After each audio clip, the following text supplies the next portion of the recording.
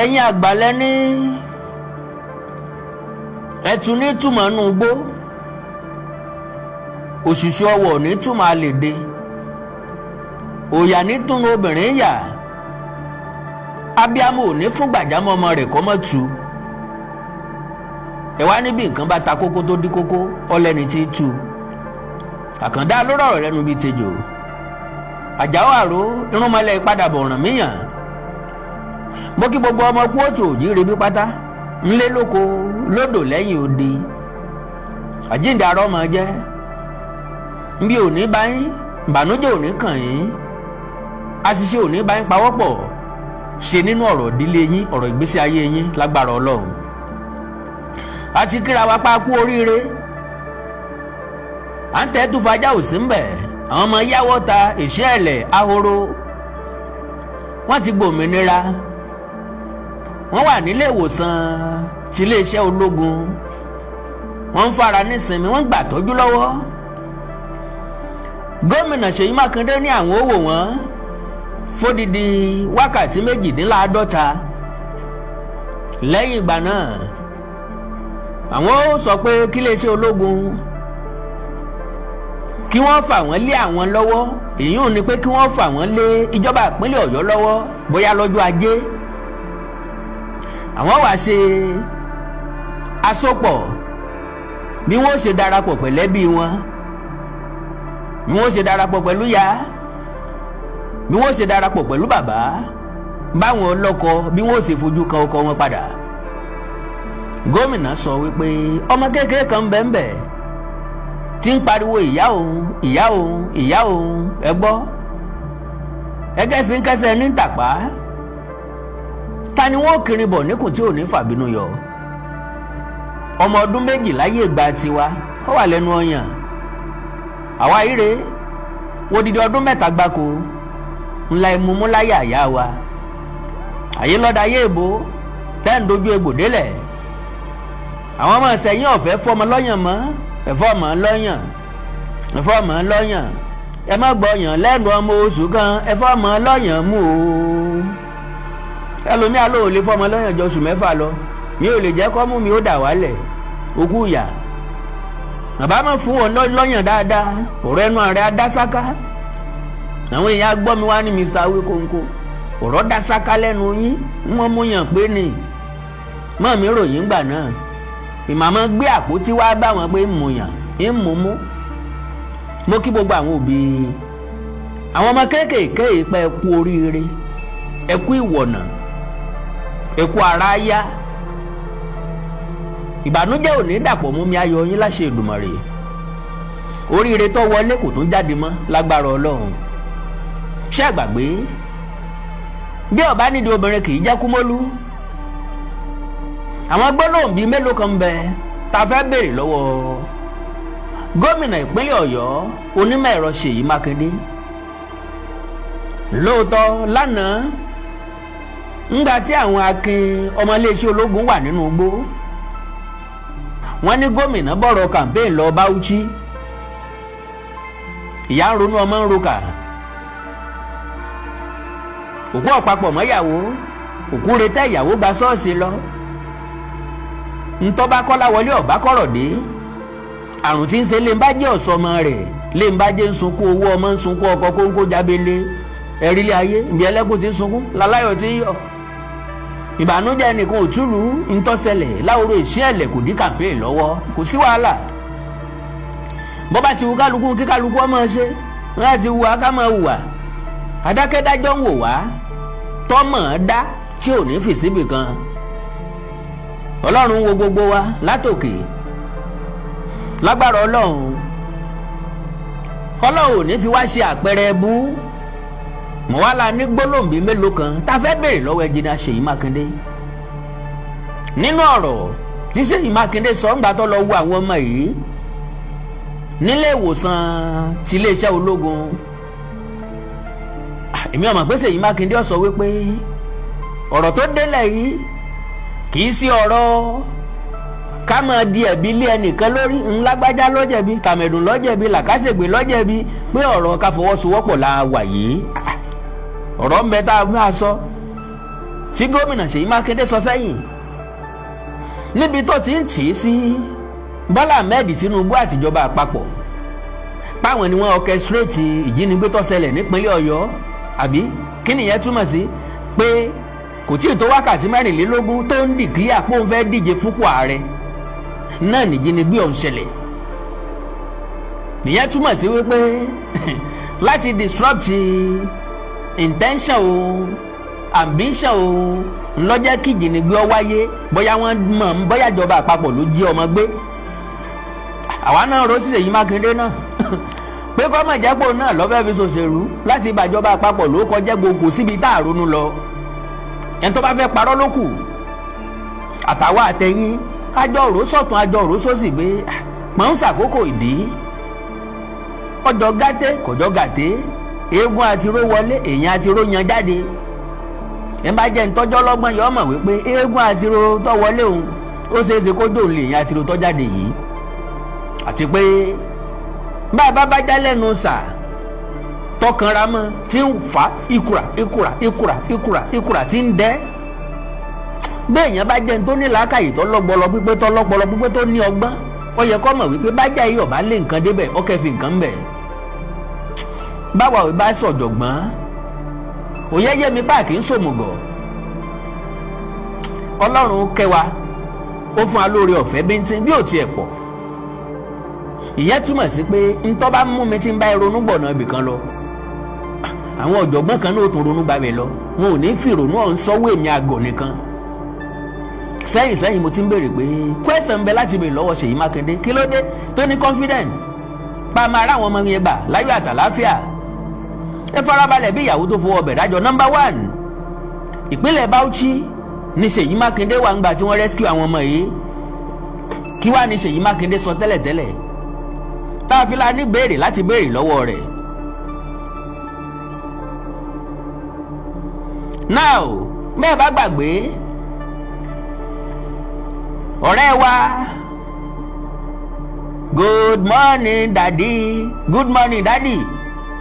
Peter Obi ńgbà tó wọ́n bọ̀rọ̀ jẹ́ ó ní could you believe pé Ṣèyí Mákindé ò tí ì receive call látọ̀dọ̀ President Bọ́lá Ahmed Tinubu lórí àwọn ọmọ tí wọ́n jí kó láwòrán ìṣẹ̀lẹ̀ bẹ́ẹ̀ bá gbàgbé èmi àkàndọ̀rà kóńkó wá báyìí mo ní ìjẹ́jẹ́ mọ̀ wípé officially Ṣèyí Mákindé ó sọ fún Bọ́lá Ahmed Tinubu pé wọ́n jí ọmọ kó Ṣèyí Mákindé dúró pé ó yẹ káàrí ó ti gbọ́ bá ààrẹ bá wá gbọ́ ó yẹ káàrí ó lè kí òun pé òun kó ọrọ̀ ọmọ meanwhile bí ìṣẹ̀lẹ̀ bá ṣẹlẹ̀ bẹ́ẹ̀ níjọba ìbílẹ̀ yóò bá ní bíṣọ̀bù yóò dégbò olúgànbí là ké sí bí nǹkan bá ṣẹlẹ̀ bẹ́ẹ̀ ọ̀rọ̀ tó bá jọmọ ilé lọ bá lé la fi sùn gómìnà ní alága ìjọba ìbílẹ̀ ó pè my governor orújú o orúgbó o nǹkan ṣẹlẹ̀ o báyìí ló ṣe rí o báyìí ló ṣe jẹ́ o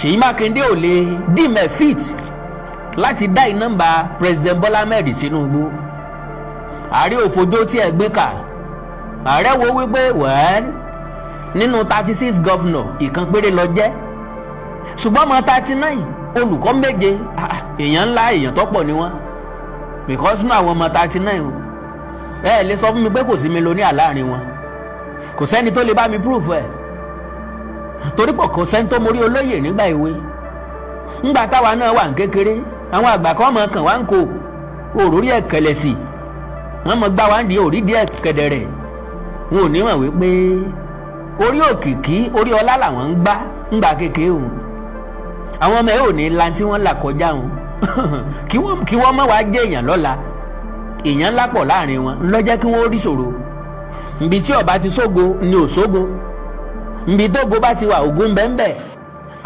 àtògun wọn jọ ń fẹ̀gbẹ́kẹ̀gbẹ́ rìn bórí bá sì ti tóbi tó ní ṣe é fó lórí ìyẹn ò dá mi lójú dáadáa wípé àwọn ọmọ yìí olóríire pọ̀ láàrin wọn àwọn òbí wọn sì jèrè wọn alright mo wá wí ngbà náà mo ní ẹnjìnà Ṣèyí Mákindé ṣé ọ̀fọ̀rọ̀ yìí ṣòṣèlú? ẹgbọ́n nǹkan tí Ṣèyí Mákindé sọ.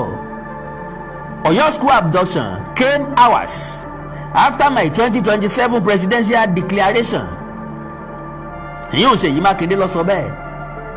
Ọ̀yọ́ state governor Ṣèyí Mákindé on Friday ìyẹn lánàá òde yìí o. lára tí ń sọ ní Bauchi nu o. kò tí ì mọ̀ pàrọ̀ àwọn ọmọ òun gbà jáde. ṣé statement yẹn yẹ lẹ́nu ẹni tó jẹ́ chief security officer of a state. Ṣèyí Mákindé tó ń lọ ọdún mẹ́jọ lọ lórí ipò tó wà gẹ́gẹ́ bí gómìnà. Ọ̀yọ́ state governor Ṣèyí Mákindé on Friday said the abduction of pupils and teachers from Orire local government area occurred just hours after he declared his intention to contest the 2027 presidential election. Makinde made this remark while addressing a meeting with Bauchi State Governor Bala Muhammad and leaders of the Allied People's Movement in Bauchi, ẹgbẹ́ òṣèlú APM no. Recalling that Oyo had not recorded a similar incident during his 7 years in office before the May 15 attack. Ntí Ṣèyí Mákindé ń gbìyànjú àti sọ ǹgbé láti ẹjọ́ tó ń ti wà lórí àlééfà o. Irú ìṣẹ̀lẹ̀ bẹ́ẹ̀ ò ṣẹlẹ̀ rí kí ló wá dé tọ́jà pé ó ń kéde interest òun bó ń fẹ́ dupò ààrẹ ní wàhálà wa wọlé wẹ́rẹ́ wọ́n fẹ́ fi kíní implicate òun ni ẹ̀wòlé ayé báyìí agbọ́nsẹ́ òyìnsẹ́ sójú olóko déédéé wú lásán ni. àwọn kan ń rò wípé ìjọba àpapọ̀ fẹ́ fi bókọ Ṣèyí Mákindé jẹ́ àwa kan ń rò wípé Ṣèyí Mákindé fẹ́ fi bókọ ìjọba àpapọ̀ jẹ́ èmi ò sínú ẹni tí ó torí ba bẹ́ẹ̀ agbádá láti sọ̀rọ̀ tàbí tí wọ́n sọ̀rọ̀ tí wọ́n pè ń wò wí bẹ́ẹ̀ mọ́. èrò ọkàn wa ni gẹ́gẹ́ bí èèyàn ẹlẹ́ran ara ìwọ náà rò bẹ́ẹ̀ bọ́ọ̀ bá dẹ̀ lè rò bẹ́ẹ̀ Ọlọ́run kẹ́ ọ. So he said, and I quote, "For 7 years we didn't witness anything like this in Oyo State. I declare ó dùn mí tètè extract fídíò yẹn jáde òun gangan ní bá play. I didn't witness anything like this in Oyo State. Máa padà lónú program mi. I declared to run for presidency of Nigeria at 4 o'clock and by 9 a.m. the following morning the children were abducted." My lovely brothers and sisters, ǹjẹ́ ọ̀rọ̀ yìí ẹ kó jáde lẹ́nu gómìnà ìpínlẹ̀ chief security officer inú state kan? Alright, hours after Ṣèyí Mákindé's remark in Bauchi, the presidency announced that all the victims had been rescued after spending 56 days in captivity. The presidency said the victims were freed during a joint operation involving the military, the Department of State Services, and the police, with 8 suspected ajínigbé arrested and others neutralized. According to the presidency, 8 suspected kidnappers were arrested and are currently in DSS custody, while several others were neutralized during the operation. Oyo avoided quick fix approach with bandits in release of the abducted pupils. Commissioner Losobe, the presidency also said there was no negotiation or exchange to secure the victims' release, despite the abductors' demand for the release of one of their detained kingpins, who is currently facing prosecution. Following the rescue, Makinde expressed relief and thanked the president, the military, the police, the DSS and other security agencies for securing the victims' freedom. Kí ni ó ń gbìyànjú àti sọ? Ó ń ṣe mí ó ń gbà mí, á ṣe dúpẹ́ lọ́wọ́ ẹni tí ń ṣe ni tí ń gbani. Ìwọ náà ló ní ọ̀sẹ̀lẹ̀ rí. Ìgbà tó o sọ pé o fẹ́ jẹ pírẹ́sídẹ̀ǹtì ńlọ́wáyé. Èyí wá lédè tó tún wá ń kí wọn pé wọ́n kú iṣẹ́ takuntakun. Okay o. The governor described the rescue as a big relief in Tosonu, but at least ara ọ̀yà gágá díẹ̀ ẹrù ó kúrò lórí òun díẹ̀ for the families of the victims and the people of Oyo State. No, for you as a governor, the chief security officer of a state. Torí díẹ̀ ń tàlàbà nú apẹ́ ẹ̀dùn kékeré ń tọ̀dọ̀ wa. Ìwọ náà la máa pè, ìwọ la máa pariwo, ìwọ la máa ké sí lójó lẹ́rùn. Gómìnà kínní ti ń pẹ́ ju ẹ bá wa yọ̀ǹda àwọn ọmọ yìí a ti ń pariwo tẹ́lẹ̀tẹ́lẹ̀ náà. Tinubu also commended the security agencies for rescuing the victims without collateral damage and directed emergency agencies to work with Oyo State government to provide medical care and other support for the rescue pupils and teachers. Gẹ́gẹ́ bí ààrẹ rẹ̀ gẹ́gẹ́ bí àgbàlagbà àwọn gangan bẹ tá a gbọ́dọ̀ gbàgbé ẹni gbàgbọ́ tíjà rẹ̀ ẹja ṣe tiwa fọ́lọ́run.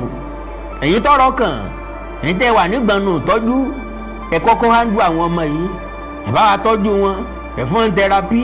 Àwọn èèyàn kan ti sọ pé those children need therapy, nǹkan wọ́n need ju therapy lọ o, they need more than therapy, wọ́n need ìtọ́jú tó péye. Ẹ sì bá wa fún ọ ní ntọ́ dáa tí wọ́n ó lè táwọn ọmọ ó fi máa rántí lọ́jọ́ ọ̀la. Ẹ mọ́ kàn dá wọn padà fóbi wọn lásán, eléyìí ni ó dùn wá táwọn tún padà wá sọ̀rọ̀ lé lórí. Makinde formally declared his intention to contest the 2027 presidential election on May 14 at a joint rally of the People's Democratic Party and the Allied People Movement in Ibadan, where he announced his ambition. He absolutely emerged as the presidential candidate of the Allied People's Movement at the party's primary later that month, after running as its consensus candidate. It's big relief. Okay, now ẹ jẹ́ gbọ́rọ̀ Makinde o. Governor Seyi Makinde of Oyo State has described the release of abducted persons in the state as a big relief, saying the state government and the families had waited 57 days for their freedom. In a telephone interview with ilé-iṣẹ́ television kan aired on lónìí, Makinde thanked service commanders, the Nigeria Police, the Department of the State Services, the military and the Federal High Command for their roles in rescuing the release, in securing the release. He also expressed appreciation to President Bola Tinubu for what he described as sustained prayer that helped bring the matter to a resolution. He said, and I quote, "Thank you so much. It is such a big relief for all of us and for those waiting for this past 57 days. I think it's a big relief for all of us, and we use the opportunity to say thank you to our service commanders, the Nigeria Police, the DSS, the military, and the High Command, and of course the President for pushing really hard to have this thing done."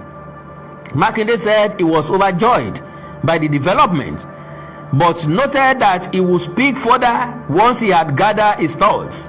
Makinde also thanked the media for keeping the momentum in keeping all stakeholders on their toes until the victims were released. Àwa náà kíra wa pa kú oríire tàwọn ọmọ wa tó padà. Now,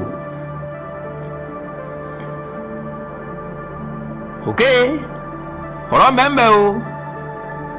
Now, bóyá kí n kọ́kọ́ play ọ̀rọ̀ Ṣèyí Mákindé ká tó wá treat ọ̀rọ̀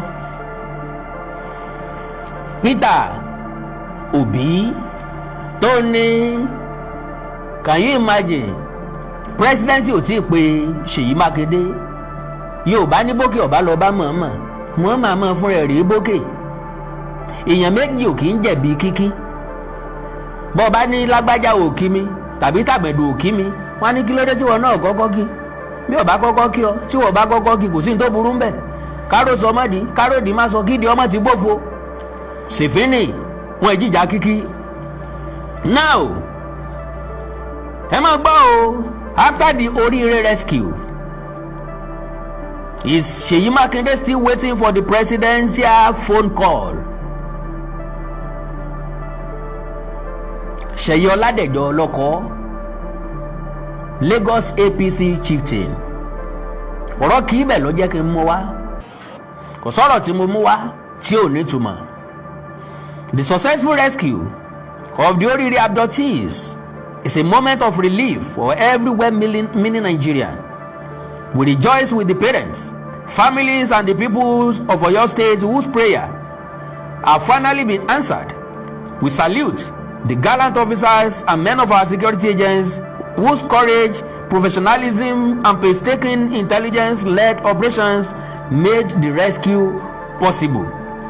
But beyond the celebration lies a political question that Governor Seyi Makinde owes Nigerians to answer. Ìbéèrè tí mo wá béèrè lọ Seyi Makinde rèé,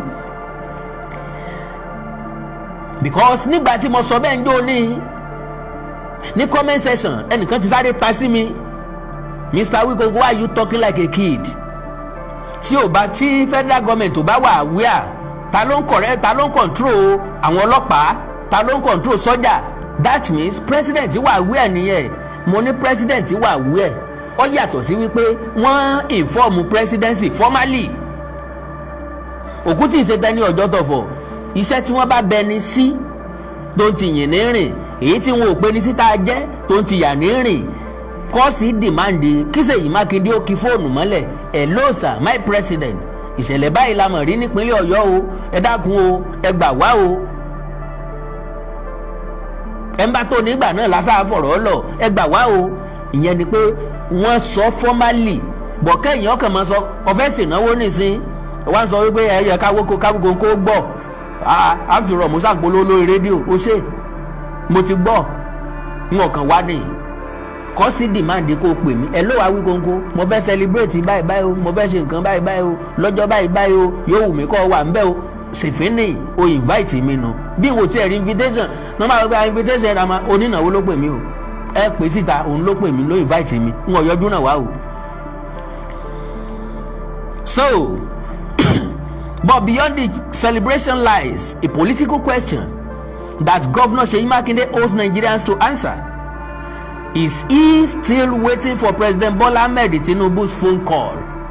When I said it the other time, àwọn èèyàn accuse mi bí ẹni pé mi mọ nǹkan tí mò ń ṣe, kò sábà sí nǹkan tákàndá ọ̀rọ̀ Wikogo sọ tí mi ò ní reason and purpose tí mo fi sọ, tàbí tó jẹ́ pé mi nìkan ni màá wá ronú in that direction. Torí pé ìwọ lè mọ̀ wípé Ọlọ́run kẹ́ mi, ní sọ́jú bá ń lọ, Ọlọ́run fún mi lórí ọ̀fẹ́. God bless you. Is he still waiting for President Bola Ahmed Tinubu's phone call? At the height of the unfortunate incident, Governor Makinde chose to shift national attention from the plight of the victims to what appeared to be his disappointment that the president had not personally called him. Instead of inspiring confidence in ongoing rescue efforts, he succeeded in creating a needless media conversation around protocol and political optics. It was an unfortunate attempt to reduce governance to symbolism. Today, the Orire victims are back home, not because of a presidential phone call, but because President Tinubu did what presidents are elected to do: to take action, to put in effort. Kì í ṣe láti make phone call tí ò necessary. I surface phone call. No, we don't expect that from our president. We need action, and it has shown just like that. Not because of a presidential phone call, but because President Tinubu did what presidents are elected to do: deploy the full weight of the Nigerian state against criminals until justice prevailed. The president understood that victims in captivities needed action, not headlines. But Seyi Makinde needed headlines. Yóò bọ́ níròyìn sọ̀rọ̀, àwa mọ̀ wípé inú igbó Old Ọ̀yọ́ National Park ni wọ́n wà, a máa rá àwọn ọmọ yẹn gbà padà. Sẹ́yìn òbí believe wa, a máa gba àwọn ọmọ yẹn padà. Ó ń dì wọ́n mú, ó ń ọ̀gì wọn, ń ṣe gbáyín ṣàwo. At the end of the day, kí ló ti di ọ̀gì ẹ̀ jáde? Ọlọ́run ràn yín lọ́wọ́.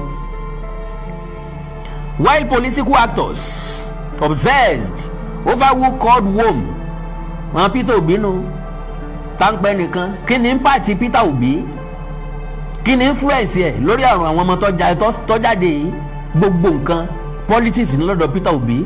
Ìdínú tí ò fi lè so lórí, tí ò fi lè lead wa Nàìjíríà.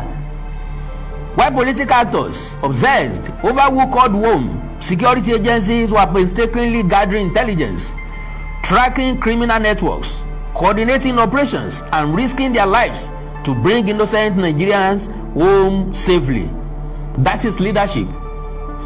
The irony is difficult to ignore. Those who are busy counting missed calls, àwọn alákọ̀rí wọ́n count iye missed call, contributed little to the actual rescue, while those who said less accomplished the more. Yes, of course. Kí ni Peter Obi ṣe tọ́ràn wá lọ́wọ́ tó jẹ́ káwọn ọmọ èèyàn wálé láyọ̀ àtàlàáfíà? Nothing. Could you believe that Seyi Makinde has not received phone calls from the presidency. Kini olóhùn tẹ̀rín bí ohun ìgbére hùn. The irony is difficult to ignore. Okay, this episode once again exposes a disturbing tendency among some opposition politicians to politicize virtually every national challenge. Every tragedy becomes an opportunity for cheap political points. Every security challenge becomes an avenue to manufacture controversy against the federal government. It is not needed, and that is not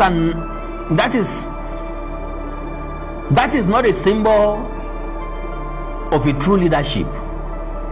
Unfortunately, criminals do not care about partisan affiliations. Kidnappers do not distinguish between APC and PDP. Ṣé bá tí wọ́n fẹ́ káwọn ọmọ yìí ṣé wọ́n béèrè lọ́wọ́ wọn PDP mọ́mí ẹni àbí APC? They didn't. Wọ́n kàn tari àwọn ọmọ ọlọ́mọ sínú kínní wọ́n sì yìnbọn fáwọn tí wọ́n yìnbọn fún wọ́n bẹ̀rẹ̀ tí wọ́n dùn lọ́wọ́ ò béèrè bóyá APC ni bóyá PDP ni. What they understand is the force of a determined state backed by capable security institutions and decisive leadership. That is precisely what President Bola Ahmed Tinubu provided. Without fanfare, he mobilized the nation's security architecture. Without emotional grandstanding, he allowed professionals to do their work. Bola Tinubu ọ̀sọ̀rọ̀ kò gbé press conference kò ṣe nǹkan kan ó ṣiṣẹ́ rẹ̀ lọ underground. Without joining needless public and changes. Pé mọ̀gbọ́n tí lágbájá sọ báyìí mọ̀gbọ́n tàmẹ̀dó sọ báyìí òní ọmọ bá ọ̀bọ Peter Obi jáwúra ní ọmọ bá ọ̀bọ rẹ̀ jẹ́ kó láíláí. Bọ́lá Tinubu ti dàgbà jù bẹ́ẹ̀ lọ lóṣèlú bàbá wọn ní ìgbọ́n bàbá àtàkìtì kan forí sọlẹ̀ wàhálà ilé ayé tiwọn nu. Without joining needless public changes, he remained focused on one objective: the safe return of the victims. The outcome vindicates that approach. Governor Makinde's fixation with a presidential phone call now appears misplaced. Leadership is not validated by receiving ceremonial calls from the commander-in-chief. Leadership is demonstrated through effective collaboration with federal security agencies and reassuring anxious citizens while sensitive operations are ongoing. One would have expected that, following the successful rescue, Governor Makinde would publicly commend the president, the armed forces, the police, the Department of State Services, and every security agencies involved in the operation.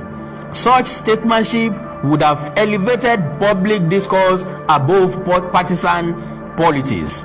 Instead, Nigerians are left wondering whether the politics of perceived neglect was merely a convenient distraction. The Orire episode offers an important lesson to public office holders. In moments of national emergency, there are no APC victims or PDP victims. There are only Nigerians whose life deserve protection. There are no APC security agencies or PDP security agencies. There is only one Nigeria security architecture, working daily to keep our nation safe. President Tinubu has repeatedly demonstrated that security is too serious to be subordinated to partisan calculations. His administration has consistently supported every state government irrespective of political affiliation because constitutional responsibility knows no particular color. The successful rescue at Orire is therefore not a victory for one political party over another. It is a victory for responsible leadership over political theatrics. It is a victory for quiet efficiency over media sensationalism. It is a victory for substance over symbolism. Perhaps Governor Makinde now appreciates that the phone call Nigerians were truly waiting for was never from Aso Rock to Agodi Government House. It was the life-changing phone call informing anxious parents that their children had finally regained their freedom. That call eventually came. It mattered infinitely more than any political conversation. As this dust settles, one thing is abundantly clear: history will remember who rescued the victims, not who complained about receiving or missing a phone call. In the end, results we always silence rhetorics. Gómìnà Ṣèyí Mákindé, are you still waiting for that phone call from Aṣíwájú Bọ́lá Ahmed Tinubu? Keep waiting. Pàtàkì ọjà mọ́lẹ̀. Okay. Well, ẹ já gbọ́rọ̀ lẹ́nu gómìnà Ṣèyí Mákindé o. Okay, mò ń bọ̀ ná. Ẹ já kọ́kọ́ gbọ́rọ̀ lẹ́nu ẹ̀ ń bí.